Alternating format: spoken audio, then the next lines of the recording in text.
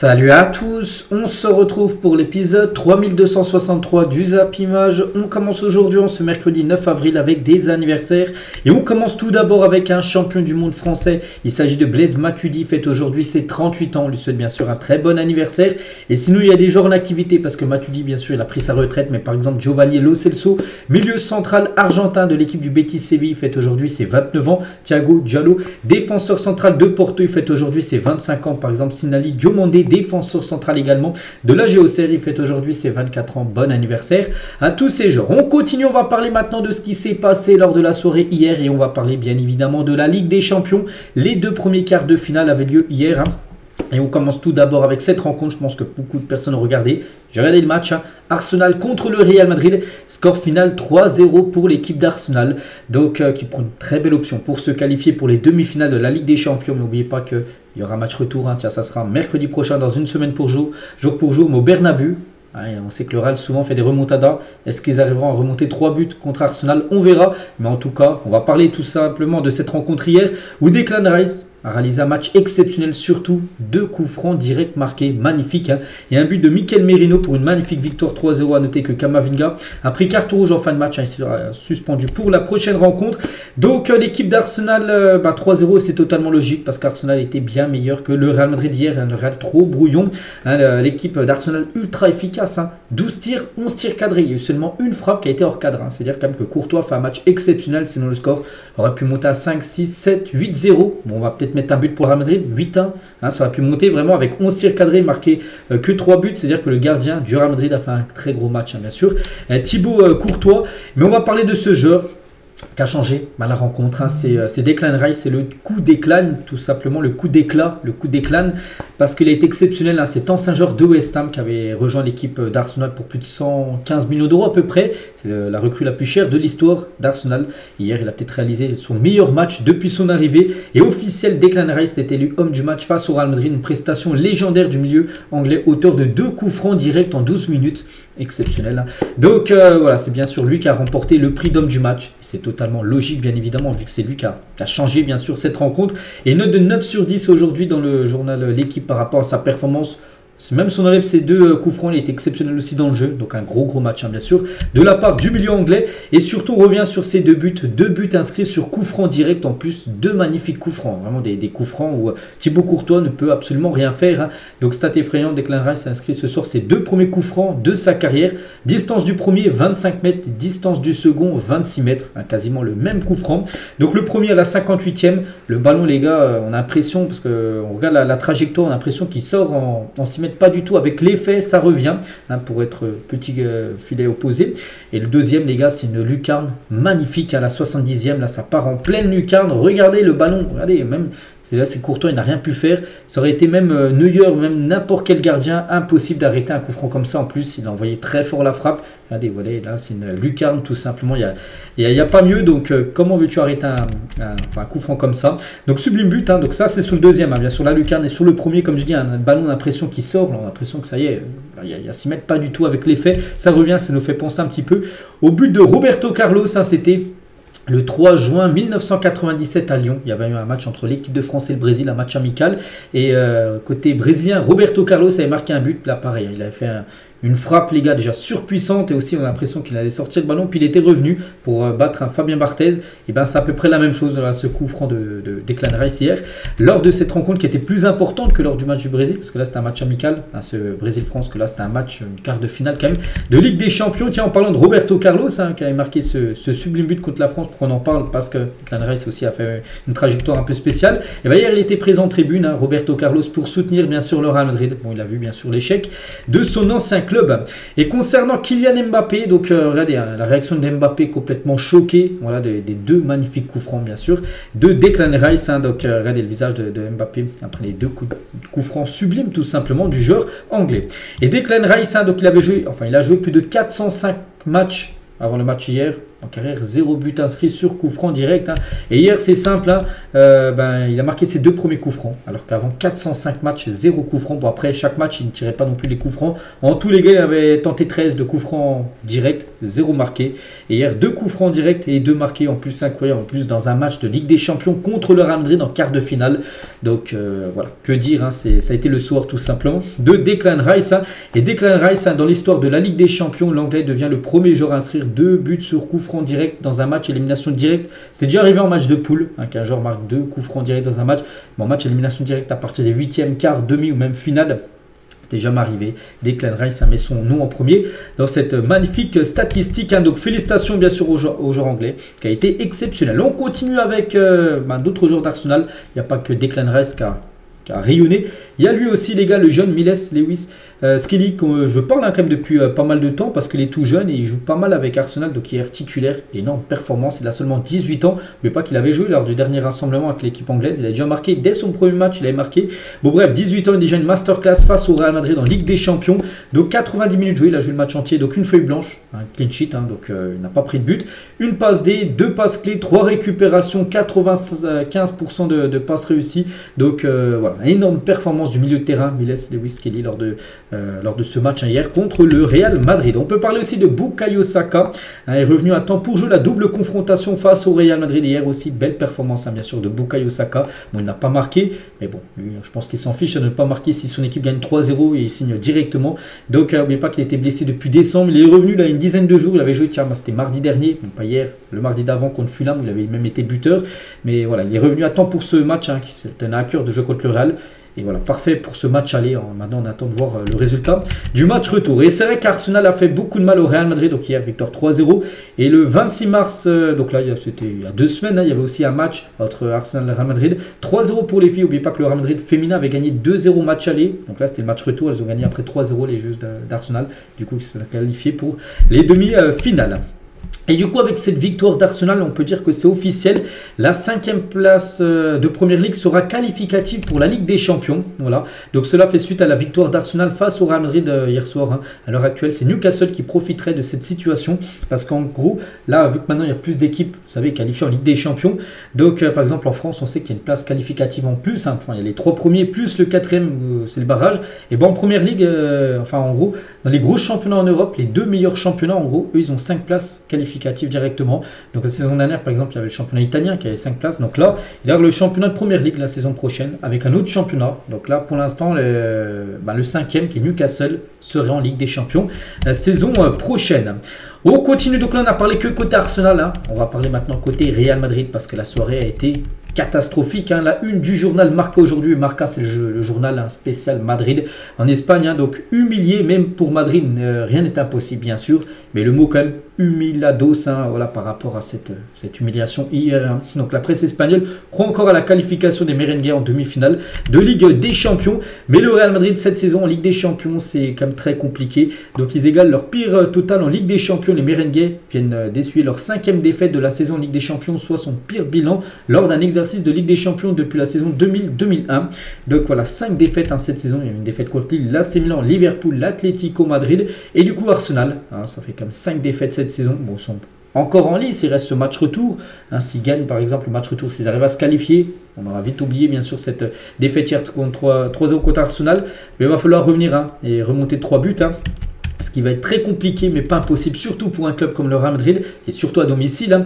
Et Ancelotti l'a dit, hein, donc ne pense pas que le Real Madrid a fait un si mauvais match que ça jusqu'à la 60e minute de jeu. Il a dit Arsenal a été meilleur en termes de qualité et d'attitude. Nous n'avons pas été mauvais durant la première heure de jeu. En première période, hein, nous avons même été bons. On a eu des opportunités pour ouvrir le score. Voilà en gros ce qu'a pu dire Carlo Ancelotti. Donc que son équipe a fait plutôt un bon match, enfin jusqu'à la 60e, jusqu'au premier coup franc, hein, bien sûr, de Declan Rice. Après qu'a fait basculer bien sûr la rencontre, hein. Toujours avec Ancelotti, nous ne sommes pas un groupe compact, hein. Cela a été notre gros problème toute la saison. De toute façon le Real Madrid a pris énormément de buts, c'est le gros problème cette saison, c'est la défense. Regardez, hier ils en ont pris 3, ils en avaient pris 2 la semaine dernière contre Valence, ils en avaient pris 4 la semaine encore avant contre la Real Sociedad. Souvenez-vous en Coupe du Roi, c'est pas possible, hein. Là, ils ont pris, ça fait 4, 7, 9 buts sur les 3 derniers matchs, c'est pas possible pour une équipe comme le Real Madrid de prendre autant de buts. Et voilà, donc du coup, ça va être très compliqué pour le match retour. Hein. Après la déroute, hein, également, il a dit on a fait beaucoup de comebacks, hein, on doit le refaire encore. Il sait qu'il n'y aura pas le choix. Il y aura une magnifique ambiance, bien sûr, du côté du Bernabéu. On sait que tout peut arriver. Par exemple, le Real Madrid marque un but dans les 10 premières minutes de jeu. Lors du match retour, tout peut, bien sûr, arriver. Et bon, il va falloir remonter comme ces 3 buts. Hein. On va parler de joueurs qui ont complètement été éteints lors de cette rencontre. Hein. Bon, il y en a pas mal. Hein. Côté Real Madrid, mais peut-être celui hein, qu'on attendait beaucoup, qu'on n'a pas du tout vu, c'est Vini Junior, une note de 2/10. Donc match catastrophique hein, de la part de Vini Junior. Donc c'est simple, hein, 0 pointé, 0 but, 0 passe D, 0 tir cadré, 0 occasion créée, 0 passe clé, 0 dribble réussi, 0 centre réussi. Un match, en gros, c'est comme si le Real Madrid jouait à 10 contre 11. C'est comme si vous et moi, on aurait joué à la place de Vini. On aurait peut-être fait plus que Vini Junior, en gros. Donc, il n'a rien fait. Il n'a rien fait hier, Vini. Bon, après, c'est la Ligue des Champions, c'est compliqué, hein, bien évidemment. Mais voilà, Vini, hier, on l'attend dans les grands matchs. Hier, il n'a pas répondu présent. Mbappé, bon, c'est pareil. Mbappé, bon, un point de plus. Hein, Mbappé, pour une note de 3. Donc, plutôt actif et disponible en première mi-temps. Hein, Kylian Mbappé a malgré tout manqué d'efficacité face à Arsenal. Voilà. Puis après, on l'a beaucoup moins vu en seconde période, hein, Kylian Mbappé. Donc, une note de 3. Mbappé en story Instagram, hein, il faut y croire jusqu'au bout. Voilà en gros ce qu'il a mis, hein, qu'il faut y croire bien sûr que la qualif un peu, voilà, c'est seulement la mi-temps. Voilà, il reste encore bien sûr le match retour, hein, Mbappé, hein, c'est clair qu'on peut remonter au Bernabéu. Voilà, de toute façon, le Real Madrid va préparer bien sûr ce rendez-vous mercredi prochain. Raúl Asensio lui aussi un gros chance du Real Madrid pour le match retour. Hein, nous sommes absolument convaincus que nous pouvons revenir. S'il y a une équipe qui peut le faire, c'est bien nous, c'est bien le Real Madrid. Hein. Et la même chose pour Lucas Vázquez. Hein, s'il y a une équipe qui peut remonter une défaite 3-0, c'est bien le Real Madrid. Hein. Donc beaucoup de personnes au Real Madrid y croient. De toute façon, il faut y croire. Hein. Si tu ne crois pas, si tu dis 3-0, s'ils commencent à dire Vázquez, Mbappé ou même Raúl Asensio qui disent non, c'est pas possible. Hein, voilà, on est éliminé. Il n'y a pas de suspense et ça passerait pas auprès des supporters s'ils aient ce genre de propos. Ils sont obligés de dire ça, que voilà, ils peuvent le faire. Et oui, ils peuvent le faire parce que l'ont déjà fait. En plus, c'est l'équipe qui le fait souvent, en plus le Real Madrid. Donc on a atteint d'être à mercredi prochain pour voir ce match retour. On va parler toujours de ça. Et le Real Madrid n'a remonté qu'une fois 3 buts de retard en Ligue des Champions. C'était en 1976. Hein, ça avait été face à Derby County. Voilà, hein, c'est compliqué. Le Real Madrid a déjà remonté des scores de 1-0, enfin de 1 but à remonter, 2 buts, mais 3 buts d'écart. Il faut remonter à 76 pour voir le Real Madrid faire une remontada. Donc croyez-vous une remontada du Real Madrid? Hein, donc là, si je donnerais un pourcentage de chance, hein, voilà, le Real Madrid pour moi, allez, 15% de chance, je pense, de se qualifier. 85, hein, je donnerais comme pour Arsenal. Voilà, après, voilà, tu es obligé de donner quand même 85% à Arsenal qui a quand même gagné 3-0 match aller. Après, bien sûr, il y a quand même 15% de chance, je pense, pour le Real Madrid de revenir. Hein, mais pas qu'il y a une saison, ils avaient 1% de chance hein, d'éliminer un coup Manchester City. Et il avait fait hein, il y a 2 ou 3 ans. Donc on verra avec le Real, on sait que tout peut arriver. On va parler de Jude Bellingham, donc lui, hein, voilà, on peut voir la mine. Hein, des mauvais jours, hein, on a eu de la chance de ne prendre que 3 buts, hein, parce que j'ai dit 11 tirs cadrés quand même de Arsenal. 3 buts marqués, ce qui veut dire qu'il y a eu un match exceptionnel. Le Thibaut Courtois, bon, les 2 coups francs. Hein, peut rien y faire, le coup franc en pleine lucarne, personne ne peut l'arrêter. Tu peux même mettre 2 gardiens, je pense, dans les buts. Je suis pas sûr que l'un gardien aura arrêté ce pétard, on peut dire, de Declan Rice. Donc c'est vrai que le score a pu être beaucoup plus lourd, parce que imaginez, il y aurait 4-5-0. Là, ça aurait été quasiment mission impossible hein, pour le Real Madrid lors du match retour. On va parler cette fois-ci de Luka Modric. Hein, et Modric a commencé titulaire, ça a été une surprise. Hein, il était plus annoncé sur le banc, bon, dans le 11 de départ. Et Modric a été le 3e joueur le plus vieux à commencer un quart de finale titulaire hein, derrière Costa Curta, un Italien de 39 ans et 339 jours. Et le recordman, c'est Ryan Giggs, hein, 40 ans et 123 jours. Il a commencé titulaire lors d'un match de Ligue des Champions, quart de finale. Et Modric a 39 ans et 211 jours. À la Madrid, donc Zidane envoie son soutien au Real Madrid avant le match face à Arsenal. Donc c'est Zidane qui a publié cette photo-là sur son compte Instagram avant le match, hein, pour envoyer de la force, bien sûr, au Real Madrid. Bon, ça n'a pas porté ses fruits avec le Real. C'est incliné. Et à noter toujours sur ce match, le tifo des supporters d'Arsenal pour Thierry Henry, qui était présent, Henry, hein, en mode consultant. Donc il y a un magnifique tifo, bien sûr, pour la légende française. Voilà ce qu'on va dire sur ce Arsenal-Real Madrid. Donc voilà, maintenant on a hâte, hein, j'ai dit d'être à la semaine prochaine pour le match retour. On continue avec un autre match. Hein. Moi, je n'ai pas regardé ce match-là, j'ai regardé un peu le résumé. C'était entre le Bayern Munich et l'Inter Milan. Et peut-être surprise, hein, parce que le Bayern a été battu à domicile de 1 face à une très belle équipe et redoutable équipe de l'Inter. Hein. Donc les buteurs, donc Martinez buteur, magnifique but de Martinez à la 38e, et égalisation de Thomas Müller qui va quitter le club, n'oubliez pas en fin de saison, hein, c'est officiel. Et Fratesi 3 minutes après marque de nouveau pour l'Inter et du coup victoire de l'Inter 2-1 qui prend une belle option pour se qualifier. Hein, il restera le match retour chez eux. Donc là en pourcentage, je partirais quand même sur l'Inter bien sûr qui est maintenant favori, mais voilà 70 pour l'Inter, mais quand même 30% hein, pour le Bayern qui peut peut bien évidemment battre cette équipe de l'Inter. Donc regardez le Bayern, pourtant ils ont beaucoup tenté. 20 tirs, 7 tirs cadrés, un but marqué, 6 arrêts de Yann Sommer, je crois, le gardien d'Inter. Et l'Inter est efficace, moins de tirs, regardez la moitié, 20 tirs, donc là 10 tirs pour l'Inter, donc moitié, pratiquement la moitié aussi de tirs cadrés. Mais 2 buts marqués, 4 tirs cadrés, 2 buts marqués. Et voilà, l'Inter ultra efficace. Et du coup, qui se qualifie prend une belle option pour se qualifier pour les demi-finales. Et n'oubliez pas que la finale cette saison se jouera dans le stade du Bayern. C'est pour ça que le Bayern a envie d'aller en finale. Et pour l'instant, c'est mal parti. Et le gros coup à l'extérieur. Donc à l'extérieur, vu que c'est une victoire à l'extérieur, mais aussi ce magnifique but de Lautaro Martinez de l'extérieur du pied. Il a marqué un sublime but sur une magnifique combinaison avec Marcus Thuram.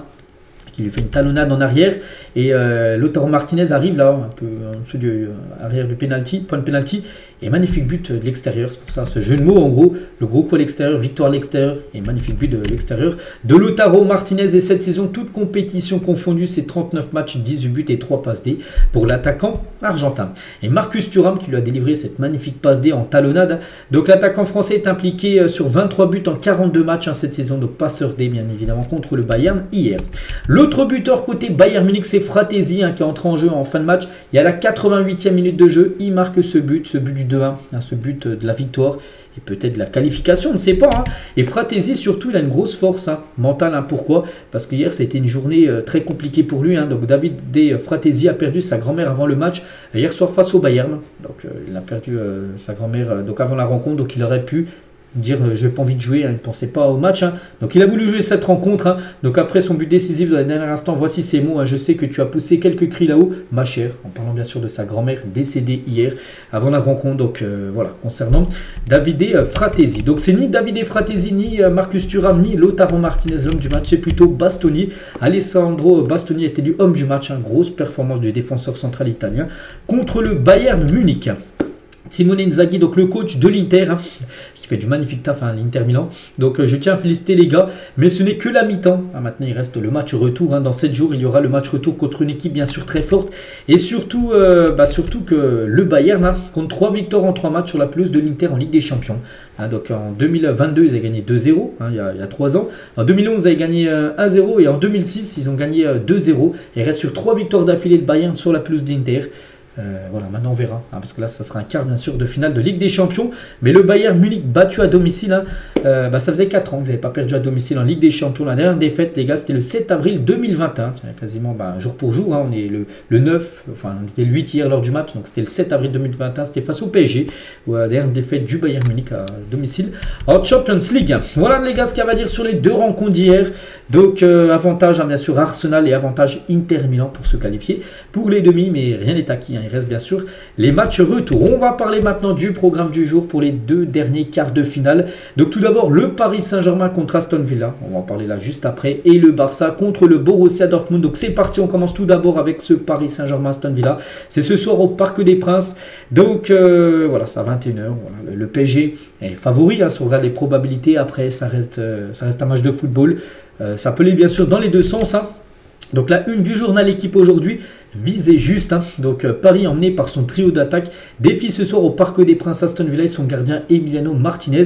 Décisif mais critiqué lors de la victoire de l'Argentine en finale de la Coupe du Monde 2022 contre les Bleus. Donc voilà, Martinez ce soir de retour en France. On pense qu'il y aura un accueil un peu salé pour le gardien de l'Argentine.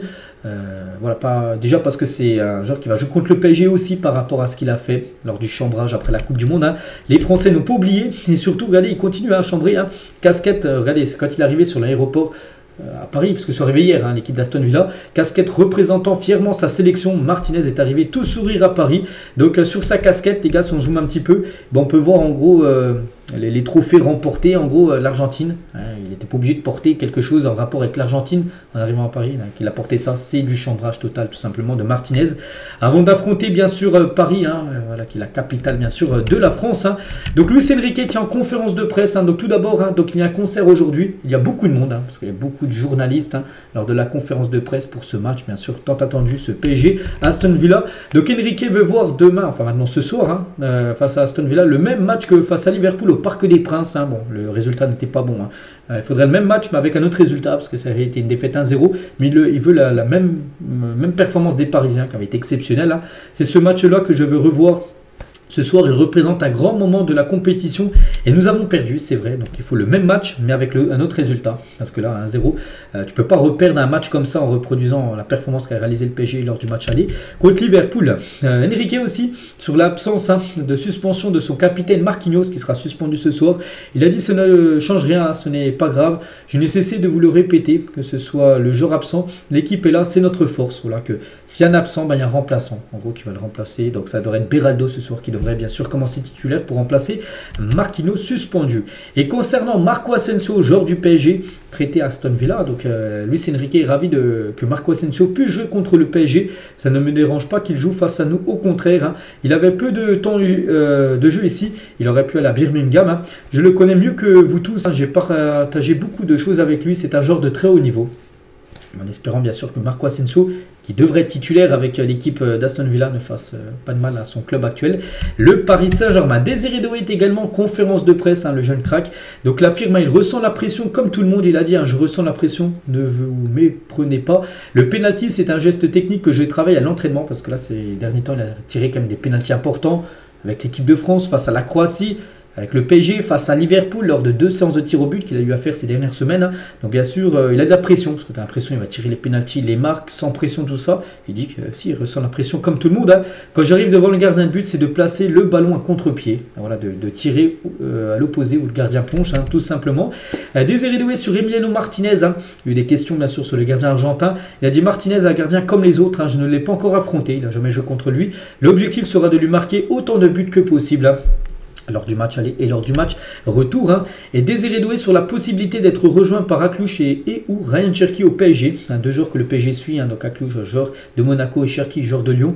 Il a dit hein, ce choix viendra du club. Hein. J'ai fait le choix de venir au PSG. J'en suis très content. Mais pas que Désiré Doué avait le choix l'été dernier entre Paris et Bayern. Hein, il a hésité et puis il a pris PSG. Tant mieux. Hein. Donc c'est un club qui fait rêver beaucoup de joueurs. C'est un super projet. Donc voilà ce qu'il a pu dire. Hein. En gros, il ne conseille pas parce que lui, il n'a rien à voir avec les négociations entre le PSG et Cherki ou Aklouche, mais il a dit que voilà, c'est un super projet, tout simplement, l'équipe parisienne. Et un journaliste lui a dit, hein, tu es dans la discussion pour le Golden Boy, donc le Ballon d'Or Junior, hein, est-ce que tu te mets dans la même case que des joueurs comme Lamine Yamal? Désiré Doué, il a dit, hein, vous savez, pour progresser, je me compare à moi-même, c'est ce que je fais au quotidien, j'analyse beaucoup mes matchs, mes entraînements, et il ne se compare pas à Lamine Yamal, lui il fait sa propre carrière, bien sûr, mais pas que Lamine Yamal est quand même 2 ans plus jeune hein, que Désiré Doué. Concernant, tiens, Désiré Doué, ben, l'équipe probable du PSG, ben, il devrait titulaire Désiré Doué. Donc voici le 11 attendu ce soir. Hein. Donc Donnarumma au but. Hein. Donc Nuno Mendes, Pacho, Beraldo qui remplace du coup Marquinhos suspendu. Hakimi du coup capitaine, défenseur droit. Milieu de terrain, le milieu classique. Hein. Fabien Ruiz, Vitinha, Neves. Donc Zaïre-Emery sur le banc. C'est que Zaïre-Emery maintenant il n'est plus un titulaire. Hein. Lors des grands matchs, souvent sur le banc. Et devant Barcola, Dembélé, Désiré Doué. Donc voilà, c'est ça. Le 11 attendu côté du journal L'équipe, mais voilà, pour le journal Le Parisien, il pourra peut-être un changement. Eux, ils enlèvent seulement Désiré Doué, ils mettent plutôt Kvaratskhelia. Voilà, c'est le seul doute. Hein. Soit Kvaratskhelia, soit Désiré Doué, ou soit peut-être Barcola. Hein. Un des trois, les gars. Enfin, 2 des 3 là que j'ai cités seront titulaires et un sera remplaçant. Est-ce que ça sera Kvara? Est-ce que ça sera Barcola? Est-ce que ça sera Désiré Doué, le remplaçant? On verra. Mais sinon, que ça soit le gardien, défense, milieu de terrain, hein, c'est ça. Et Dembélé, hein, sur lui, de commencer titulaire. Donc voilà ce qu'il y a à dire hein, sur ce PSG Aston Villa. Rapidement, tiens, le FC Barcelone hein, qui joue ce soir, bien sûr, contre le Borussia Dortmund. C'est une photo lors de l'entraînement hier hein, du côté de Barcelone pour préparer hein, ce match hein, avec Lamine Yamal qui monte les muscles, hein, bien sûr, avant d'affronter cette équipe du BVB. Tiens, Neymar, hein, les gars, donc il est interviewé. Puis en gros, la personne qui l'a interviewé lui parlait à chaque fois des quarts de finale de la Ligue des Champions, pour lui, qui voyait passer. Et il voyait le Barça aller jusqu'au bout. Et le Barça a même gagné la Ligue des Champions. Pour lui, c'est le Barça qui va gagner cette saison la Champions League. On verra. On continue avec toute autre chose. On va parler cette fois-ci de l'équipe de France féminine. Elle jouait hier. Hein, c'est un match de Ligue des Nations. Ils ont gagné 2-0 contre la Norvège. Félicitations à elles. Et du coup, avec cette victoire, donc elle se qualifie voilà, pour le Final Four de la Ligue des Nations. Félicitations à elles. Donc déjà, elles sont totalement dominées, bien sûr, la Norvège. Et du coup, elles finissent en tête. Hein, 4 matchs, 4 victoires, 12 points. Regardez, la Norvège, deuxième, 4 points. Donc même si elles perdent les 2 derniers matchs, elles sont sûres d'être premières, du coup, qualifiées comme les hommes hein, pour le Final Four de cette National League. On continue, les gars. On revient nous sur le football homme. Hein, le recruteur du Sporting Portugal, Aurélio Pereira, qui a repéré par exemple des joueurs comme Luis Figo et Cristiano Ronaldo. On a pris sa disparition hier mardi. Donc voilà, il avait également déniché Ricardo Quaresma, c'est un ancien recruteur, directeur sportif, donc Il a été directeur sportif, recruteur pour le Sporting. Donc il a recruté, même supervisé Cristiano Ronaldo. Et on a pris son décès hier. Hein. Et Ronaldo rend hommage à Aurelio Pereira. Donc il a dit: une des icônes de la formation mondiale nous a quittés, mais son héritage reste éternel. Je serai à jamais reconnaissant pour tout ce que vous avez fait pour moi et pour tout plein d'autres joueurs. Hein. Monsieur Aurelio, merci pour tout, reposez en paix. Voilà le message, hein. L'hommage de Cristiano Ronaldo par rapport au recruteur qu'il avait recruté à l'époque. On va parler cette fois-ci de Kyle Walker et gros coup dur pour les Rossoneri, donc l'équipe de l'AC Milan. Pourquoi? Parce que l'AC Milan a annoncé dans un communiqué officiel que Kyle Walker a été opéré après une fracture du coude droit. Donc en gros il sera forfait pour les prochains matchs. Est-ce qu'il est forfait jusqu'à fin de saison? J'en sais rien, mais il va louper les prochaines rencontres. N'oubliez pas qu'il appartient toujours à City, hein. Il est prêt avec une option d'achat fixée à 5 millions d'euros. On verra ce que va décider l'AC Milan en fin de saison, mais là il est blessé, hein. Donc bon rétablissement à Kyle Walker. Officiel, Zoumana Camara est le nouvel entraîneur de Montpellier. Hier, c'est plutôt avant-hier, j'ai dit que Gasset viré après la nouvelle défaite de Montpellier contre le Havre, hein, dimanche dernier. Et du coup, j'ai dit hier, hein, qu'il y a de fortes chances que Zoumana Camara soit le nouveau coach de Montpellier. Enfin, c'est fait, les gars. Donc objectif, hein, bon, même si l'objectif est quasiment impossible à réaliser, faire maintenir Montpellier s'il arrive, hein, ce serait exceptionnel. Mais bon, on pense que Montpellier va descendre en Ligue 2. L'objectif, en gros, pour lui, ça sera bien sûr de continuer avec Montpellier, mais de faire remonter Montpellier dès la saison prochaine. Hein, ils vont descendre en Ligue 2 et les faire remonter en Ligue 1. Mais bon, s'il arrive à les faire maintenir en Ligue 1 cette saison, ce serait quand même fou. On va parler de cette photo. Je vais montrer là ces derniers jours une photo de Jérémy Mathieu, ancien joueur du FC Barcelone, un jeu quand même avec Messi, Neymar, Suarez au Barça. Il a remporté la Ligue des Champions 2015 avec le FC Barcelone. Donc maintenant il est vendeur chez Intersport, hein, du côté de plan de campagne vers Marseille. Hein. Et la diffusion de cette photo de Jérémy Mathieu a créé un bazar pas possible dans le magasin Intersport en question. Donc il y travaille depuis 2 mois, hein, Jérémy Mathieu. Donc un salarié, hein, déclare au journal Le Parisien. Donc les demandes d'interview ont été très nombreuses depuis la diffusion du cliché. Et certains journalistes ont mis un bordel avec leur caméra le week-end dernier, parce qu'en gros cette photo elle est apparue là il y a une dizaine de jours. Il y a beaucoup de journalistes qui sont venus du coup avec les caméras dans le magasin Intersport et ça a ramené un bordel, on peut dire. Hein. Donc tout cela a créé quelques débordements qu'on ne veut plus voir. Hein. Le directeur du magasin souhaite un retour au calme et ne veut pas que l'on s'exprime. Hein. Donc le magasin a été inondé d'appels, les sollicitations de médias ont afflué et les visiteurs ont pu échanger avec Mathieu ces derniers jours. Parce que voilà, ce joueur qui a comme joué avec le FC Barcelone, hein, qui est bien financièrement, mais c'est lui en gros il a voulu travailler. Hein. Il a le droit bien sûr, même s'il est riche, hein, bien sûr il a mis à l'aise toute sa famille, Jérémy Mathieu, et ben, il a voulu reprendre une activité professionnelle. Donc voilà. Voilà en gros ce qu'il y a à dire sur Jérémy Mathieu, quelqu'un de très simple. Dani Carvajal se fixe comme un objectif pour la date de son retour. Hein. Donc le défi c'est de revenir pour les finales au mois de mai. Donc finale déjà, il y a une finale à la Coupe du Roi, bon là ça sera fin avril, ce sera le 26, là il ne sera pas prêt, mais pour les finales du mois de mai, il y a 31 mai, vous savez c'est quoi? La finale bien sûr de la Ligue des Champions. Bon il avait dit ça avant le match hier, hein, bien sûr, donc est-ce que le Real sera en finale? On verra, mais voilà, son objectif revenir bien sûr avant la fin de saison, peut-être pourquoi pas jouer la Coupe du Monde des clubs l'été prochain. Morgan Gibbs-White et Florian Wirtz sont ciblés par Manchester City pour remplacer Kevin De Bruyne. On sait que De Bruyne l'a annoncé la semaine dernière, c'est officiel, son départ de City en fin de saison après 9 ans passés au club. Et du coup, City prépare l'après De Bruyne. Hein. Donc il y a 2 joueurs ciblés, Gibbs-White, hein, mais la grande priorité reste Florian Wirtz, hein, le joueur du Bayer Leverkusen, ciblé également par le Bayern Munich. Des nouvelles de Malik Fofana qui poursuit sa rééducation et reprend la course, hein, le jeune belge de Lyon. Donc pour rappel, l'attaquant de Lyon est blessé au genou depuis mi-mars, hein, depuis à peu près un mois, donc il pourrait faire son retour très prochainement sur les pelouses. Si j'avais pris 4 ans, j'aurais arrêté le foot. Paul Pogba sur sa suspension pour dopage. Il a dit, je ne voulais pas le dire publiquement, mais c'était ce que je pensais. N'oubliez pas que de base, il aurait dû prendre 4 ans de suspension par rapport à un test antidopage. Et du coup, il a pris 18 mois. Donc là, c'est pour ça qu'il peut revenir à Pogba. Bon, il reviendra certainement l'été prochain en trouvant un nouveau club. Mais il aurait pris vraiment 4 ans, désolé.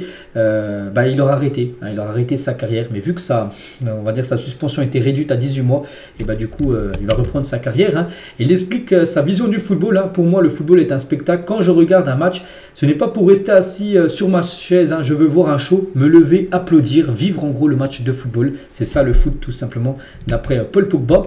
Et toujours avec lui, hein, je suis tombé en dépression sans même m'en rendre compte. Hein, de Pogba sur ses mauvaises relations avec José Mourinho à Manchester United. Donc je ne comprenais pas. J'étais un joueur avec un gros rôle dans l'équipe et d'un seul coup, je me retrouvais sur le banc. Il passe de titulaire indiscutable à être sur le banc tous les matchs. Il n'a pas compris ça. Je n'arrivais pas à parler. Hein. Il n'y avait pas de communication. Je n'étais pas heureux. Et un joueur de foot qui n'est pas heureux ne peut pas bien performer. Hein. Je suis tombé en dépression sans même m'en rendre compte. Je ne comprenais pas ce que c'était. On m'a dit que c'était le stress. Voilà, donc c'était lors de son séjour du côté des Red Devils. Tiens, en parlant de Manchester United, Manchester actuel là, puis avec Pogba à l'époque, mais André Onana, gardien de Manchester, très confiant. Donc je pense que nous sommes bien meilleurs que Lyon. Avant le match, ça sera demain. N'oubliez pas que demain, il y a Lyon contre Manchester United en Europa League, un quart de finale aller. Et pour lui, voilà, il dit que Manchester United est bien supérieur à l'équipe de Lyon. On verra. Parce que Lyon, les gars, est une équipe redoutable en Coupe d'Europe. Ronaldinho revient sur son Ballon d'Or 2005. C'est un trophée qu'on n'oublie jamais. Champion du monde, ça reste un peu un rêve de petit, de gamin. Surtout quand on est brésilien, le Ballon d'Or arrive comme une consécration personnelle qui vous fait entrer dans une autre galaxie. Les joueurs qui remportent le Ballon d'Or sont des joueurs exceptionnels bien sûr, et il sait qu'avec ce ballon d'or là, donc il fait partie des plus grands joueurs de l'histoire du football. Quand j'ai commencé à grandir, j'ai vu tous mes idoles gagner le ballon d'or. En fait, j'ai réalisé tous mes rêves en remportant tous les titres que je voulais, la Ligue des Champions, la Coupe du Monde, bien sûr 2002 remportée avec le Brésil, le ballon d'or remporté en 2005, donc voilà, il a tout gagné, bien sûr, Ronaldinho. Il est fan aussi d'Mbappé, donc il faut bien sûr, enfin il fait bien sûr partie des joueurs que j'aime beaucoup. C'est un grand ami, c'est une personne que j'estime aussi pour tout ce qu'il a fait dans la vie, et on a un peu la même trajectoire après Paris, sauf le club. Ils ont joué les deux à Paris, puis après ils sont allés en Espagne, mais là il est parti au Barça. Ronaldinho, lui, est parti au Real Madrid pour Kylian Mbappé. Et Ronaldinho est fan du PSG de Luis Enrique. C'est toujours difficile d'aller au bout en Ligue des Champions, mais je crois que ça devient de plus en plus possible pour le PSG. Ils ont frappé un grand coup contre Liverpool, il avait déjà été impressionnant face à Manchester City. Le PSG, une équipe qui progresse énormément en ce moment dans un style différent d'avant et avec un très grand entraîneur qui a changé tout simplement cette équipe du Paris Saint-Germain.